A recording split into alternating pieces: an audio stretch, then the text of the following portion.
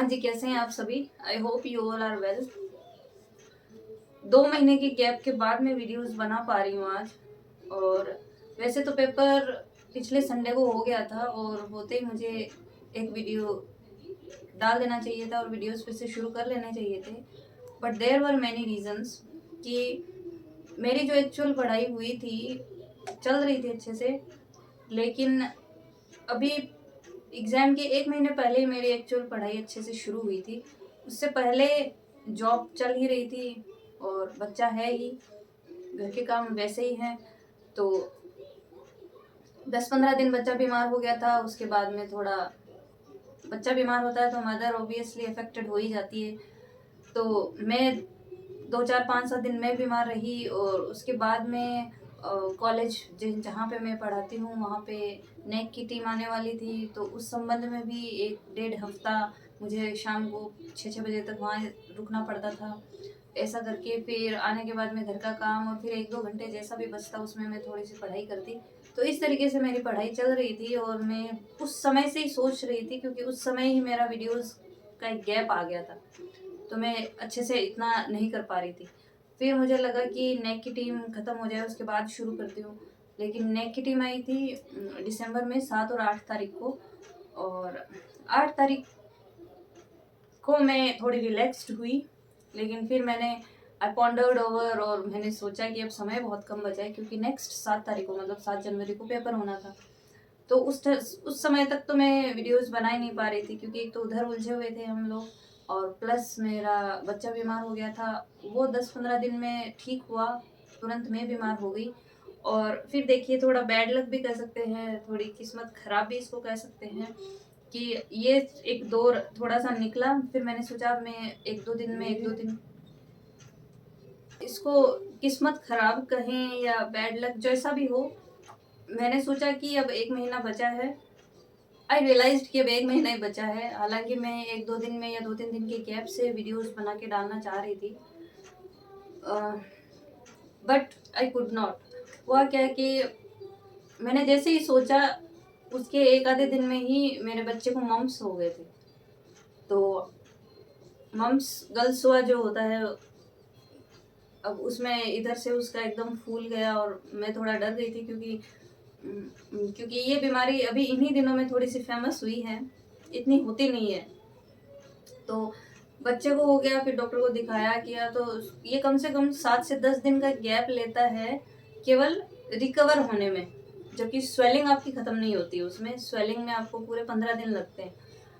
तो वो बच्चे में थोड़ा मैं बिजी हो गई, क्योंकि वो कुछ खा पी नहीं पा रहा था और स्वेलिंग में ये जो ग्लैंड्स है हमारी एकदम से फूल जाती है, बच्चा कुछ खा नहीं पाता है। बच्चा हो चाहे बड़ा हो, सब में होता है ये। फिर मैं आपको अपनी स्टोरी भी बताऊंगी। तो जैसे ये हुआ, हफ्ते 10 दिन उसका स्कूल वगैरह सब बंद हो गया, क्योंकि ये एक तरह का वायरल है। तो अगर ऐसा होता है तो हमें थोड़ा बच्चे को, दूसरे बच्चों को भी हमें हमें थोड़ा सोचना चाहिए उनके लिए। तो मैंने उसका स्कूल में मैंने बोल दिया कि भाई ये अब नहीं आ पाएगा एक बार हफ्ते भर के लिए। और मेरी सिस्टर आने वाली थी एग्ज़ाम के हफ्ते 10 दिन पहले ही, क्योंकि इतना ज़्यादा पॉसिबिलिटी नहीं होता है कि मैं उसको महीने भर के लिए बुला लूँ, क्योंकि मेरी मदर है खुद की, वो थोड़ी सी वीक ही रहती है, तो इस चक्कर में नहीं हो पाया। उसके बाद बच्चा ठीक हुआ। तो एक वायरल डिजीज़ है और कंटेजियस है, फैल जाती है, और मदर से बच्चे को ना हो ऐसा हो नहीं सकता। तो मैं कैसे तैसे उस समय को मैनेज करते हुए रात को बैठ बैठ के 7-7 8-8 घंटे की पढ़ाई कर रही थी, क्योंकि अब 1 महीना ही बचा था एग्जाम के लिए। तो वीडियो के लिए सोचना, तो मतलब मैं सोच रही थी कहीं ना कहीं मेरे दिमाग में देयर वाज समथिंग, लेकिन मैं कर नहीं पाई। रीज़न ये था कि बच्चे को हो गया, फिर ये 10 एक दिन में ये ठीक हुआ। इसके ठीक होने के 10-15 दिन का ही वो गैप गया था। और 24-25 को मेरी सिस्टर आ गई थी, 7 को पेपर होना था। तो मैंने उससे रिक्वेस्ट की, तो कैसे भी 2 हफ्ते के लिए तो आ, क्योंकि मेरी पढ़ाई काफ़ी डिस्टर्ब हो चुकी थी और मुझे लग रहा था जो पिछले 5-6 महीनों से मैं उसको कवर करते हुए आ रही थी, अच्छे से पढ़ाई को मैं मैनेज कर रही थी, घर के साथ, जॉब के साथ, बच्चे के साथ, वो मेरा सपना कहीं मुझे टूटता हुआ सा नज़र आ रहा था। हालांकि हार्ड वर्किंग मैं बहुत हूँ, तो नाइट में भी बैठ बैठ के सिटिंग बना बना के सुबह जल्दी उठ के फिर जॉब पे भागना होता है। नींद का थोड़ा सा मुझे उसमें हो गया था। पर ठीक है, जैसा भी है, मैंने उस टाइम को भी कैसे तैसे शांत रहते हुए कोशिश की। हस्बैंड ने बहुत हेल्प की लास्ट के 1 महीने में, कि वो बच्चे को अपने साथ ले जाते थे, क्योंकि उस टाइम इतनी खतरनाक वाली सर्दी भी शुरू नहीं हुई थी। तो दिसंबर में उन्होंने काफ़ी मेरी हेल्प की, वो ले जाते थे। फिर सिस्टर आ गई, उसके आने के बाद सारा कुछ उसी पे डाल देती हूँ मैं, बच्चा इसी के हवाले, घर उसके हवाले, वो ही संभालते हैं। मेरे से छोटी है लेकिन वो सारा कुछ संभालती है। तो मैं वो आ गई। ससुराल में भी हम बोलते हैं पर वहाँ पे इतनी पॉसिबिलिटी हो नहीं पाती, वो अपनी कुछ कंडीशंस रखना पहले ही शुरू कर देते हैं और इस तरीके से। तो मुझे लगा मैं अपनी सिस्टर के साथ ज़्यादा कंफर्टेबल हूँ, इसलिए क्योंकि वो बिना समझाए ही सारी चीज़ें समझती है, और मैं फिर मुझे हिलने तक का मौका वो मुझे नहीं देती है। इसका मतलब ये था कि मैं ओवरऑल उस पर छोड़ सकती हूँ, और 15-20 दिन अब मुझे हाईएस्ट अपने कैसे भी इस स्टडी को देने थे, और दिए भी। मेरी एक फ्रेंड भी है, तो उनके साथ ही भी हम 2-3 घंटे शेयरिंग करते हुए और वैसे पढ़ रहे थे, अच्छा चल रहा था। लेकिन एग्ज़ाम से 3 दिन, जस्ट 3 दिन पहले मुझे वो मम्प्स हो गए। मम्प्स में ये है कि आप अगर ये कंटेजियस है, संक्रामक है, ये फैलती है, तो बच्चे को हुआ, बच्चा ठीक हुआ, उसका 10-12 दिन का, 15 दिन का वो गैप निकला, और फिर मुझे हो गया। और मुझे इसके सिम्टम्स, कहते हैं कि इसका पहले ही पता लगता है, मुझे बाद में रियलाइज़ हुई ये बात कि एग्ज़ाम होना था संडे को 7 तारीख को, और मैं गुरुवार को मुझे ऐसा फ़ील हुआ कि मुझे यहाँ दर्द हो रहा है, और मुझसे खाने में मुझे कुछ सॉलिड जो भी खाना वगैरह रोटी खाते हैं अपन, तो वहाँ पे मुझे थोड़ी दिक्कत हो रही थी। और उससे हफ्ते भर पहले मुझे ये लग रहा था कि मेरी कमर बहुत दर्द करने लग गई थी। तो मुझे ये लगा कि लगातार बैठे रहने से, 10-15 दिन से मैं लगातार बैठी रह रही थी, तो शायद उस वजह से मेरा शरीर जवाब दे रहा है, क्योंकि नींद भी अच्छे से नहीं हो रही थी। पर रीज़न वाज़ समथिंग एल्स। तो कमर दर्द कर रही है, शरीर टूट रहा है, अकड़ रहा है, लेकिन कैसे भी हिम्मत करके मैं बैठी हूँ, पढ़ाई कर रही हूँ, मेरा ध्यान सिर्फ इधर है, टारगेट की तरफ। फिर लेकिन एग्ज़ाम से 3 दिन पहले मेरी हालत इतनी ख़राब हो गई कि मैंने बिस्तर पकड़ लिया, वायरल है। मेरा जुकाम में भी जो वायरल ही है, जुकाम में भी मेरी हालत ये होती है कि गोलियाँ मैंने इन्हीं दिनों लेनी शुरू की, आज तक मैंने कभी टैबलेट्स नहीं लिए उसके लिए। बस मैं 2 से 3 दिन मुझे फुल रेस्ट चाहिए, बिस्तर पकड़ लेती हूँ मैं, और इतना शरीर इतना बुरी तरह से अकड़ जाता है, मेरे से खड़ा तक नहीं हुआ जाता। ये वायरल की स्थिति होती है मेरे साथ। तो ये वाला भी वायरल ही था। तो 3 दिन मुझे जम के तो बुखार चढ़ा है, और पूरा शरीर टूट रहा है बुरी तरह से, सॉलिड में कुछ खा नहीं पा रही, और पूरा फेस है, आपको अभी भी स्वेलिंग लग रही होगी, यहाँ पे पता चल जाएगा जिन्होंने मुझे पहले देखा है। तो मेरा फेस एकदम ऐसे फूल के, और ये यहाँ से ऐसे स्वेलिंग होके इतना खतरनाक हो गया मेरा फेस कि मुझे समझ नहीं आया कि ये हो क्या गया। फिर डॉक्टर के पास गई, तो डॉक्टर ने बताया आपको बच्चे से ही हुआ है। उन्होंने मुझे पूछा था घर में किसी को है क्या, तो उन्होंने फिर मुझे एक्सप्लेन किया कि ये इस तरीके की डिजीज़ है और इस तरीके से होता है। तो आपको अब एक बार आप पढ़ाई लिखाई सब छोड़ दो, जितनी हो चुकी, आप एक बार फुल रेस्ट करिए, वरना पेपर भी नहीं दे पाएंगे। और यकीन मानिए, मैं जिस दिन पेपर देने गई हूँ उस दिन भी मेरी हालत खराब। ये तो हस्बैंड थे, साथ में सिस्टर थी, तो वो मुझे ले गए, अंदर तक छोड़ा। मैंने कैसे तैसे, मैं बैठी भी नहीं रह पा रही थी एग्जाम में 2 घंटे, कैसे तैसे मैंने पेपर दिया। पेपर मुझे बहुत ईजी लगा, क्योंकि अच्छी तैयारी की हुई थी। और मेरा जो स्कोर मैंने टारगेट लेके चली थी कि मैं 35 मार्क्स मुझे आउट ऑफ 50 बनाने ही पड़ेंगे इसमें, लेकिन मैं नहीं कर पाई वो।